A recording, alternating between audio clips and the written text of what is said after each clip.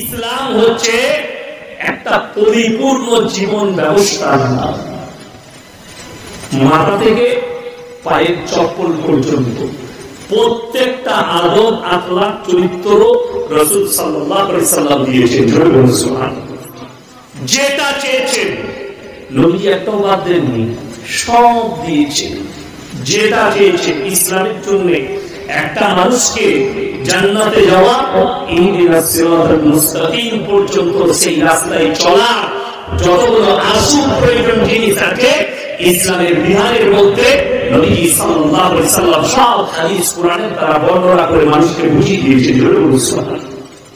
এমনকি আল্লাহ রাসূল সাল্লাল্লাহু আলাইহি সাল্লামের জামানার পূর্বে কি জামানা ছিল? এমন একটা জামানা ছিল, বর্বরতার যুগ বলা হয়েছে।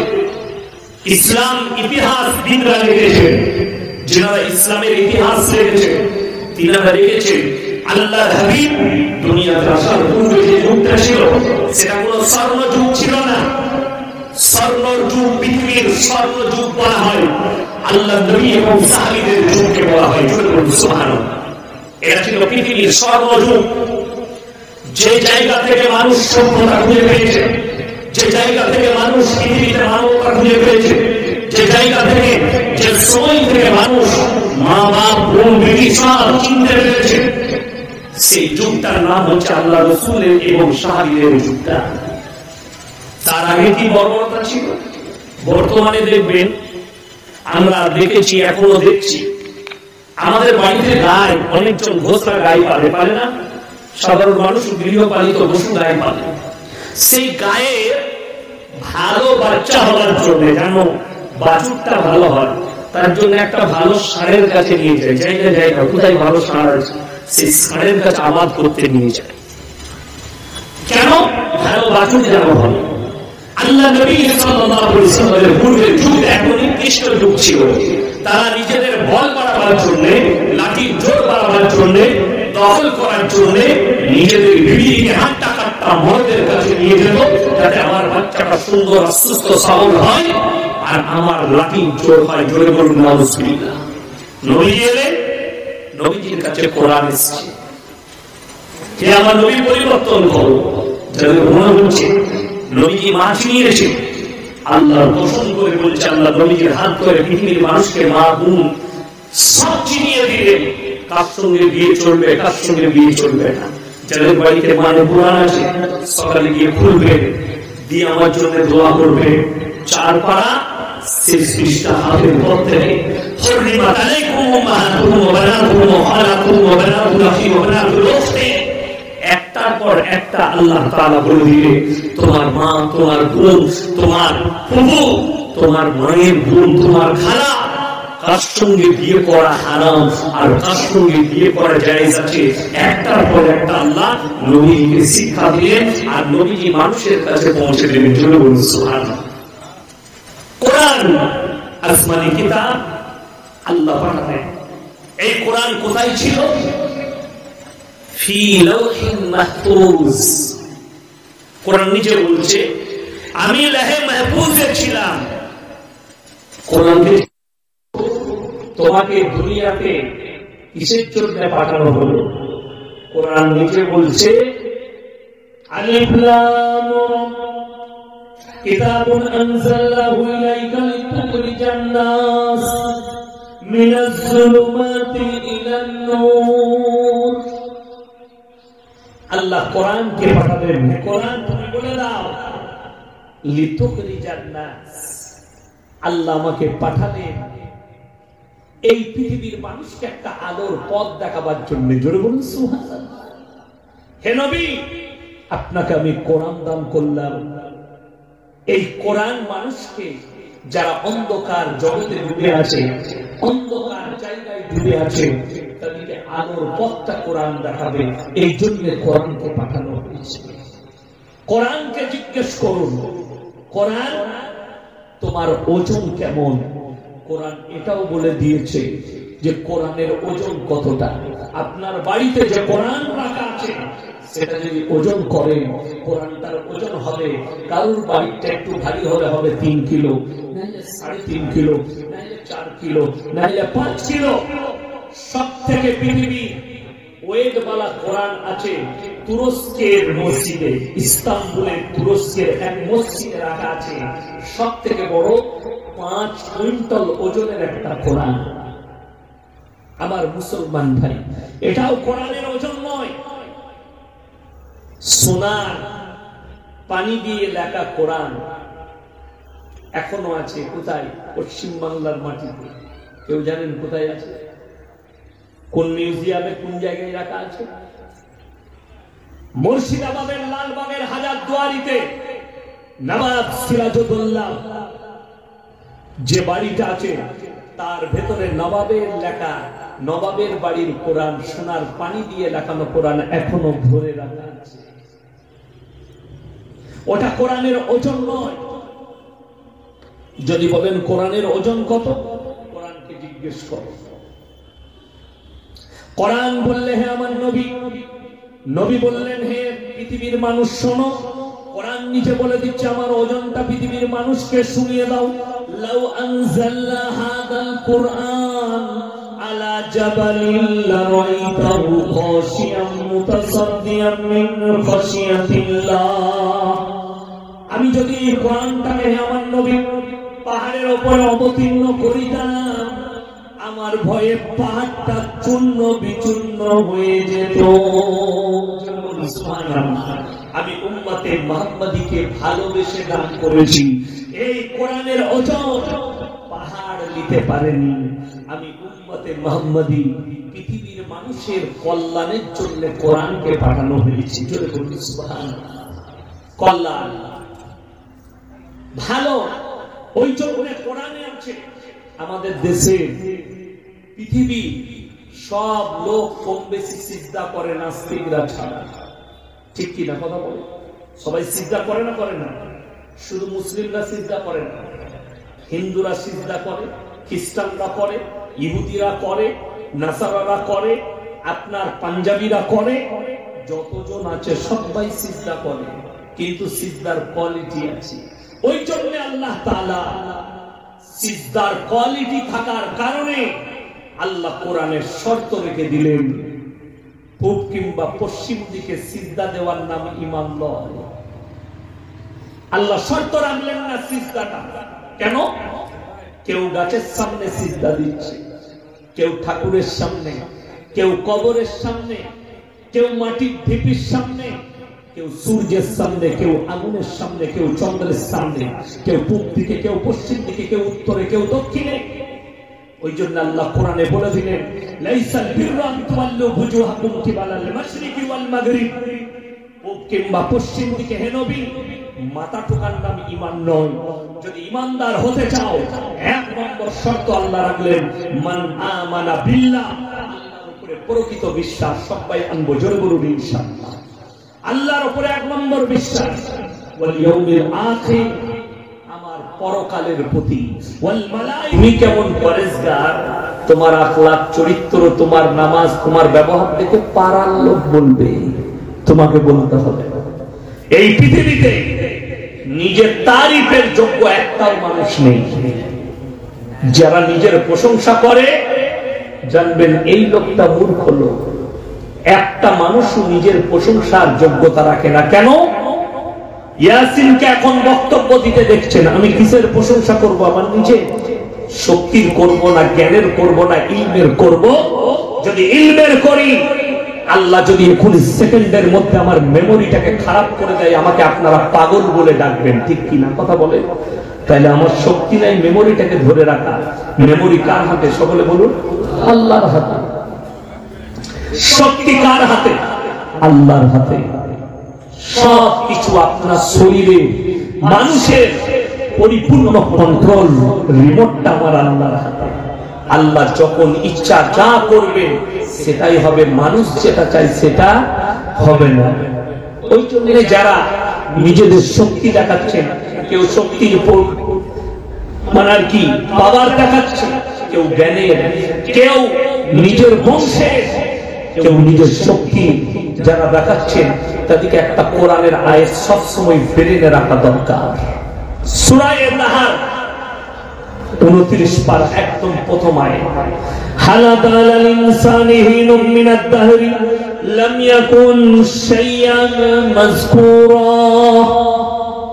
হে আমার নবী বলো, তোমাদেরকে দুনিয়াতে পাঠাবার পূর্বে তোমার পরিবারে, তোমার এলাকায়, তোমার গ্রামে, তোমার অঞ্চলে তোমার কোনো কালচার ছিল না।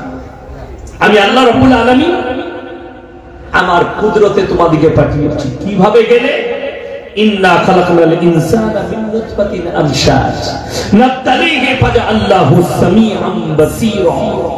একজন নারী এবং পুরুষ একত্রিত হয়ে এক ফোঁটা নাপাক পানি, এক ফোঁটা পানি নিসাজ স্ত্রী জরায়ুতে নিক্ষেপ করেছ।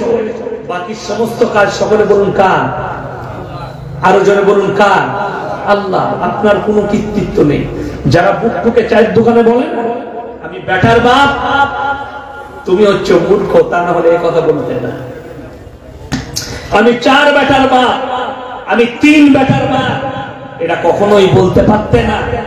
শুনেলেন আমার মুসলমান ভাই, কান খুলে শুনেলেন।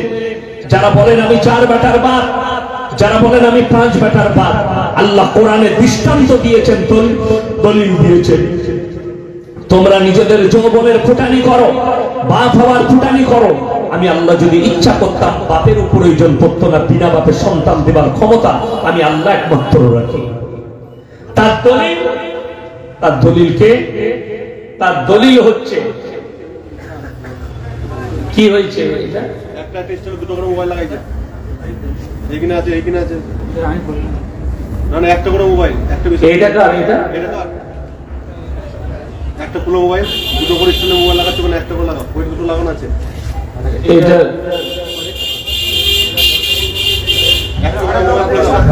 আমার ভাই, কোরআনে আল্লাহ বলে দিলেন আমি যদি ইচ্ছা করি তো অবশ্যই তোমরা মাথায় রাখবে, ধরে রাখবে, আমি আল্লাহ ইচ্ছা করলে বিনা বাপের সন্তান দিতে পারি।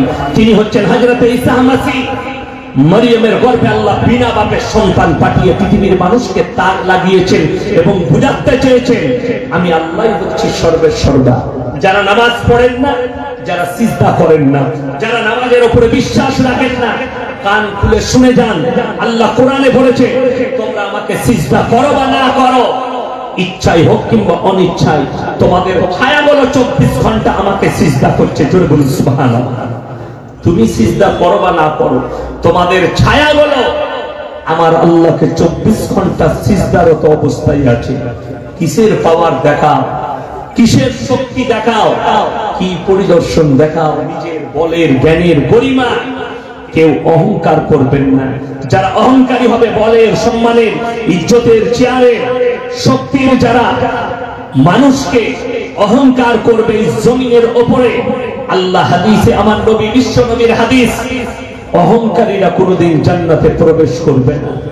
অহংকার করো না, ইলমের নয়, জ্ঞানের নয়, শক্তির নয়, কোন রকমের অহংকার তোমরা কোনোদিন করো না।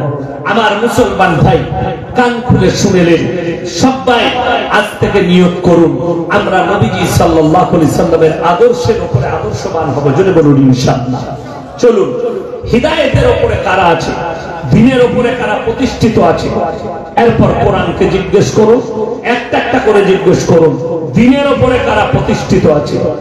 আমার আল্লাহ রাব্বুল আলামিন কোরআনে বললেন আলিফ লাম মিম যালিকাল কিতাবু লা রাইবা ফীহি হুদাল লিল মুত্তাকিন আল্লাযীনা ইউমিনুনা বিল গায়বি ওয়া ইউকিমুনাস সালাহ ওয়া মিম্মা রাযাকনাহুম ইউনফিকুন ওয়াল্লাযীনা ইউমিনুনা বিমা উনজিলা ইলাইকা ওয়া মা উনজিলা মিন ক্বাবলিক ওয়া বিল আখিরাতি হুম ইউকিনুন। আলিফ লাম মিম, আলিফ লাম মিম র, তাসিন তাসিন মিম ইয়াসিন কাফ হা আইন সাদ। আমার বিশ্বনবী বলো, কোরআনে যতগুলো এরকম হুরুফ আছে এগুলোর নাম হচ্ছে হুরুফে মুকাত্তাব। এর মানেটা আমার আল্লাহ ছাড়া পৃথিবীর কেউ জানে না। কিয়ামতের দিনে আমি আল্লাহ রাব্বুল আলামিন আমার বান্দাদের সামনে বর্ণনা করব। এই পাঁচটা শুনেলে যতগুলো হুরুফে মুকাত্তাব আছে এগুলো আমি আল্লাহ ছাড়া পৃথিবীর কেউ এর মানেটা জানে না, মানে আছে জানেন কে? সকলে বলুন, জানেন কে? আল্লাহ কিয়ামতের দিনে বর্ণনা করবেন পৃথিবীর মানুষের সামনে। চলুন পরের আয়াতে আল্লাহ বললেন যালিকাল কিতাবু লা রাইবা ফিহি, আমার এই কোরআনে বিন্দু মাত্র সন্দেহ নেই। হুদাল লিল মুত্তাকিন, যারা মুত্তাকি হবে তাদের জন্য আমার কোরআনে আদর্শে ভরা আছে, আদর্শে ভরা আছে। চলুন আপনাদেরকে বলি, কোরআনের একটু শিক্ষা লেন। আমার ভাই হিদায়াতের উপরে কারা আছে? আমাদের দেশে অমুসলিম ভাইরা কোরআন পড়ে না, পড়ে না? কথা বলেন, এইদিকে তাকান, এইদিকে তাকান, ওইদিকে যা হচ্ছে হোক, এইদিকে তাকান। বলুন, অমুসলিম ভাইরা, হিন্দু ভাইরা কোরআন পড়ে না? কথা বলে, কোরআন পড়ে। কে কে? হরেন নরেন গগেন নয়, শুনে নিন কে কে কোরআন পড়েছে। কবিগুরু রবীন্দ্রনাথ ঠাকুর কোরআন পড়েছেন, ঈশ্বরচন্দ্র বিদ্যাসাগর কোরআন পড়েছেন, বঙ্কিমচন্দ্র কোরআন পড়েছেন, আইনস্টাইন কোরআন পড়েছে, স্যার আইজাক নিউটন কোরআন পড়েছে, শ্রীরামকৃষ্ণ কোরআন পড়েছে, রাজা রামমোহন রায় কোরআন পড়েছে। আল্লাহর কসম করে বলছি, তাদের কোরআন পড়ান আপনার মসজিদে একজন মূর্খ মুসল্লির কোরআন পড়া আমার আল্লাহর কাছে আসমান আর জমিনের পার্থক্য আছে। তারা যখন কোরআন পড়েছে জানার জন্য, মানার জন্য নয়। আর একজন মুমিন ব্যক্তি স্কুলের মুখ দেখেনি, কিন্তু সে মসজিদে কোরআন পড়ছে, এই নিয়তে পড়ছে আল্লাহ তুমি যা বলেছো সত্য বলেছো, যেটা দিয়েছো আমাদের জন্য আদর্শ দিয়েছো। সুবহানাল্লাহ। দুজনের মধ্যে পার্থক্য আছে। শুনেন এখানে একটা মাসলা। আমাদের দেশের অনেক মানুষের প্রশ্ন, যারা জ্ঞানী আছেন, শিক্ষিত আছেন, যিনারা জ্ঞানী লোক, কবিগুরু রবীন্দ্রনাথ ঠাকুর, ঈশ্বরচন্দ্র বিদ্যাসাগর, বঙ্কিমচন্দ্র চট্টোপাধ্যায়, শরৎচন্দ্র চট্টোপাধ্যায়, ইনারা তো ভালো লোক ছিলেন, মানুষের উপকার করেছেন, মানুষের ভালো উপকার করেন। এই যাদের মন্তব্য আছে, আপনি দামি কথা বলেছেন, তাদের জন্য আল্লাহ কি উপকার রেখেছেন, বদলা রেখেছেন শুনেলেন। যদি কোনো অমুসলিম হয়, ইহুদি হয়, কাফের হয়, নাসারা হয়, খ্রিস্টান হয়, তারা যদি ভদ্র হয়, মানুষের উপকার করে, কালমা না পড়ার কারণে হাদিসে আছে তার বদলা আল্লাহ তাদেরকে দুনিয়াতেই দিবেন, পরকালে আর কিছু থাকবে না। কালমা না পড়ার কারণে পরকালে আর দুনিয়াতে যারা পাবে তারা হচ্ছে একমাত্র মুমিন। জোরে বলুন সুবহানাল্লাহ। মুমিনদের জন্য দুনিয়া পরকাল দুটো জায়গাতেই আছে। ওই জন্য আমার জালসায় আছে অনেক ভদ্র যুবক ছেলেরা আছে, বিশেষ করে তারা আর্টিস্টের ভক্ত। আমার কোন এক জলসাই বলা আছে সালমান খান মুশরিক, তাকে মুসলিম বলা যাবে না। এই জন্যই তিনি গণেশের উপাসনা করেন তার বাড়িতে, এমনকি তার ফ্যামিলিটা গোটাই মুশরিক ফ্যামিলি। যদি বলেন সে মানুষের, শুনে নেওয়ার পরে একটা বক্তব্য শুনলাম, তার 100 টাকা রোজগারে 70 টাকা চ্যারিটিতে চলে যায়, মানুষের সেবায়, বাচ্চাদের সেবায়, চিকিৎসায় তিনি দেন। টাটা হসপিটালে, মেমোরিয়ালে যতগুলো বাচ্চা ছেলের ক্যান্সারের চিকিৎসা হয়, সমস্ত খরচা সালমান খানের চ্যানেলই দিবে, টাকাটা ও মিটই। এটা একটা বিরাট বড় সেবা, ভালো কাজ। কিন্তু কালমা না পড়ার কারণে দুনিয়াতেই আল্লাহ তার বদলা দিবে, পরকালে কোনো বদলা পাবে না। সে যদি ইস্তেগফার করে দিনের উপরে প্রতিষ্ঠিত হয়, দুনিয়াও কামিয়াব, পরকালও কামিয়াব। জোরে বলুন সুবহানাল্লাহ। তা না হলে কামিয়াবি পাবে না। এটা হচ্ছে ইসলাম। চলুন, আল্লাহ তাআলা এখানে বললেন হুদাল লিল মুত্তাকিন। মুত্তাকি যারা হবে, বিশ্বাসী যারা হবে আল্লাহর প্রতি, তাদের জন্য আমার কোরআনে আদর্শে ভরা আছে। জোরে বলুন সুবহানাল্লাহ। আপনি ভাবছেন, অনেক শিক্ষিত লোক ভাবে কোরআন কি দিয়েছে। আল্লাহর কসম করে বলছি, তুমি নিয়েছো কি বলো আগে? তুমি কি নিতে চেয়েছো? না। আমাদের অনেক মানুষ মনে করে এরা মাদ্রাসায় কোরআন হাদিসের শিক্ষা দিচ্ছে, তালবিল দিকে কোরআন পড়াচ্ছে, হাদিস পড়াচ্ছে, এই শিক্ষা দিচ্ছে। এদিকে ইতিহাস শিখায় না, ভূগোল শিখায় না, ইংরেজি বিজ্ঞান শিখায় না। মেনে নিলাম, ঠিক আছে, এটা দেওয়া দরকার ছিল, আপনি আরবি দিলেন। এই প্রশ্ন যদি আমি আপনাকে করে বসি, তোমার ছেলেকে তুমি কলেজ ইউনিভার্সিটিতে পড়াচ্ছ, কোরআনটা শিক্ষা দিলে না? হাদিসটা কেন শিক্ষা দিলে না? অথচ নবীজির হাদিস, ইসলামের নীতি হচ্ছে প্রত্যেকটা মুসলমান নরনারীর জন্য দ্বীনি ইলম হাসিল করা কি ফরজ। তাহলে তুমি একটা ফরজকে তরজ করেছো, কেটে দিয়েছো, তার মানে তুমি হারাম কাজ করেছো, গুনাহে কবিরা করেছো। তোমার সন্তানকে দ্বীনি শিক্ষা দাওনি, দুনিয়াবি শিক্ষা দিয়ে তুমি পাপ কাজ করেছো। বড় কষ্ট লাগে।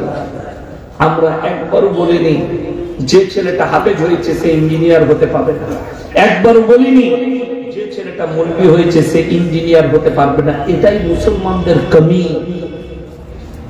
আজকে বেঈমান কাফেররা আপনার উপরে জাল বিছিয়েছে, তার কারণ একটাই, আপনি দুনিয়াবি শিক্ষা নিয়েছেন, দ্বীনি শিক্ষা আপনার ফ্যামিলিতে, আপনার পরিবারে নাই। যার কারণে আজকে কত তারিখ? 15, 16ই ডিসেম্বর, সামনে 25শে ডিসেম্বর আসছে। আপনার আমার ঘরের সন্তানরা কেক কিনে খাবে, বলবে মুসলিমরা খাবে। মুসলমানদের ছেলেরা 25শে ডিসেম্বর পালন করছে কলকাতায়। কটা নিবে, কটা দলিল নিবে?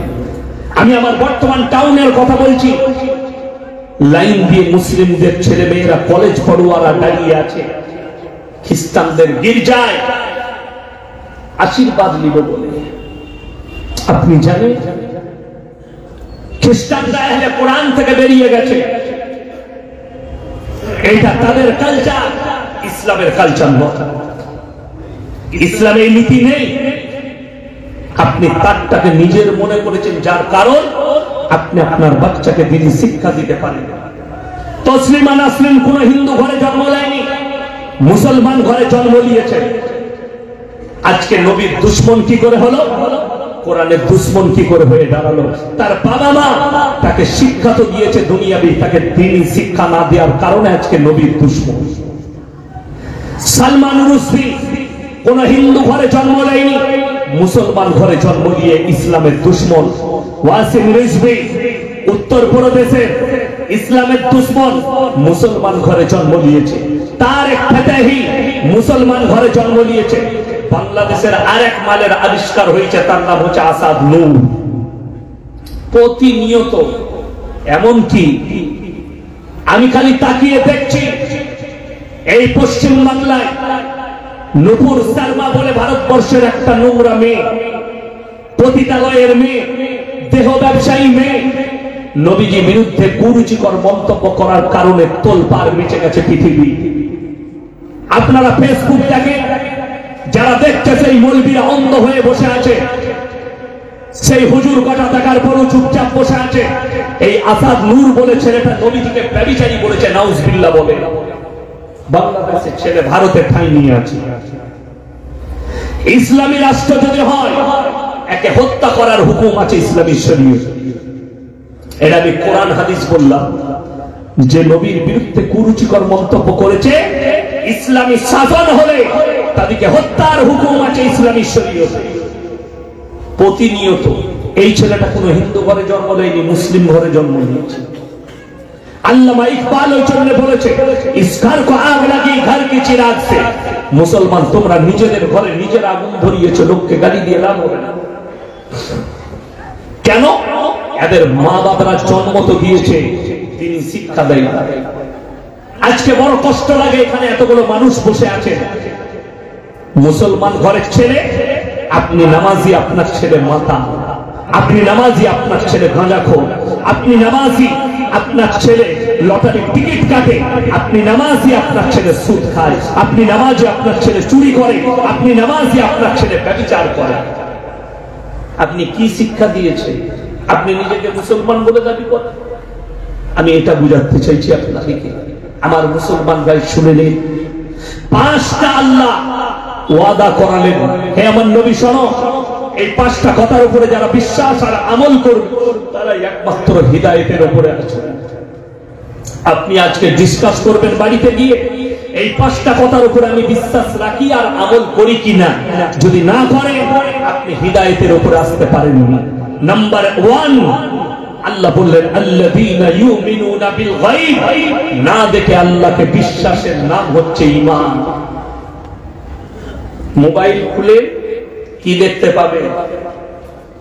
কেউ প্রতিবাদ করে না, অথচ মুসলমানরা একদম ফুল পাওয়ারে দেখে যাচ্ছে। কিসে? ইউসুফ নবীর ঘটনার নাটক তৈরি হয়েছে, দেখেছেন না? দেখেন মোবাইল। একটা যুবককে ইউসুফ নবী তৈরি করেছে, একটা মেয়েকে জুলাইখা তৈরি করেছে। ইউসুফ নবী পাপী ছিল না নিষ্পাপ ছিল? কথা বলে না? নিষ্পাপ। আপনারা কেউ ইউসুফ নবীকে দেখেছে? দেখেননি, আমরা কেউ দেখিনি। বিসমিল্লাহ।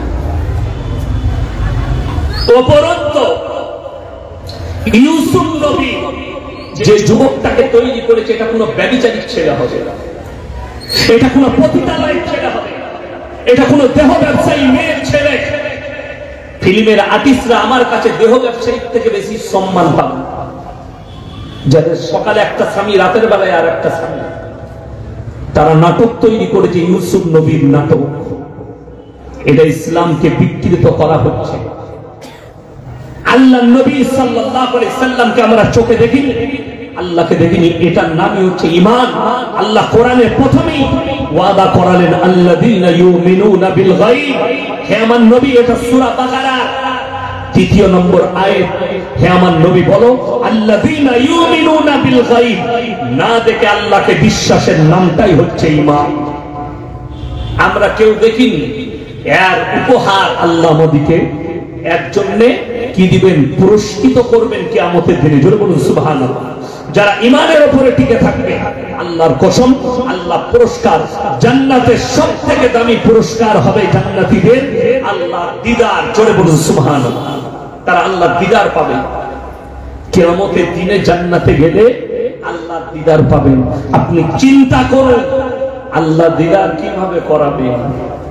আল্লাহ দিদার হলে আপনার মনটা কিভাবে ভরবে? আপনি দেখুন একটা জিনিস, সমাজের লোক না কিয়ামতের মূল্য বুঝতে পারেনি, জান্নাতের মূল্য বুঝতে পারেনি।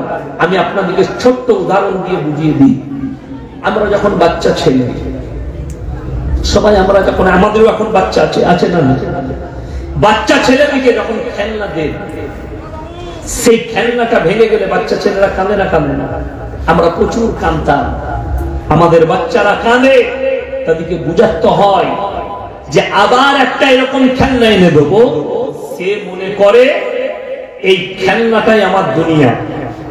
ভাবে না বাচ্চা বেলায় এই খেলনাটাই আমার সম্পদ। কিন্তু আমরা এখন বড় হয়ে বুঝতে পারছি, আমি বাল্যকালে যেগুলো খেলা করতাম ওগুলো খেলনা, আসল গাড়ি তো এটা, যেটাই চাপছি। ঠিক কিনা কথা বলে? একটা ছোট্ট গাড়ি আপনার মেয়েকে এনে দিয়েছেন, ছেলেকে, ভেঙে গেছে। ছেলে মনে করেছে আমার গাড়িটা ভেঙে গেল, এত দামি গাড়ি। সে কিন্তু জানে না এই গাড়িটা কিন্তু অরিজিনাল গাড়ি নয়। আমরা এখন বড় হয়ে বুঝতে পারছি না ওই গাড়িটা খেলনা ছিল, এই গাড়িটা অরিজিনাল। আমার মুসলমান ভাই,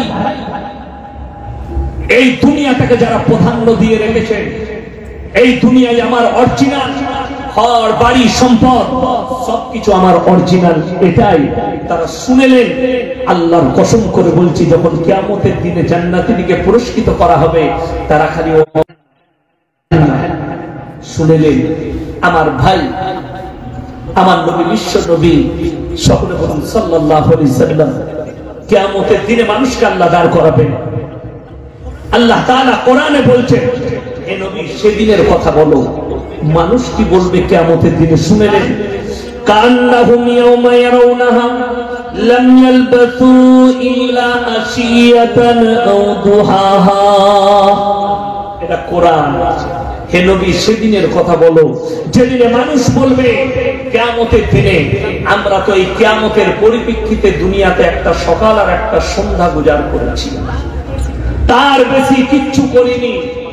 সেদিনে মানুষের চোখে পানি পড়বে, দুনিয়াটা তুচ্ছ মনে হবে, কিন্তু উপায় আর সেখানে থাকবে না।